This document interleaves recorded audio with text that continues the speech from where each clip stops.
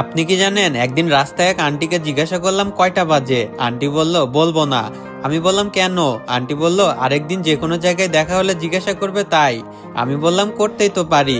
Aunty বলল সেই জন্যই বলবো না। আমি বললাম কারণটা কি? আন্টি বলল এই ধরো, এইভাবে কথা বলতে বলতে আমরা পরিচিত হব। হঠাৎ আমার বাসার সামনে দিয়ে যাবে, চোখের সামনে পড়লে বাসায় আসতে বলবো ভাতিজার খাতিরে। বাসায় এনে বসতে দিব, তারপর চা এনে দিব। এরপর তুমি বলবে চাটা দারুণ হয়েছে, কে তৈরি করেছে? আমি বলবো আমার মেয়ে। তারপর তুমি বলবে দেখি আপনার মেয়েকে, এত ভালো চা যিনি বানান তাকে একটা ধন্যবাদ জানাই। তারপরে হাই হ্যালো এইসব হবে, কিছু কথাবার্তা হবে। তারপর মাঝে মাঝে আমার বাসায় আসতে থাকবে। একসময় ভালোবাসা হবে, তোমার মিষ্টি কথায় আমার মেয়ে তোমার প্রেমেও পড়তে পারে।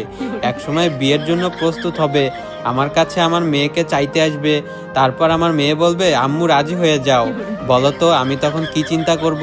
আমি বললাম বলেন শুনি কি চিন্তা করবেন? আন্টি বলল আমি এমন ছেলের সাথে মেয়ে বিয়ে দিব না যে একটা ঘড়িও কিনতে পারে না।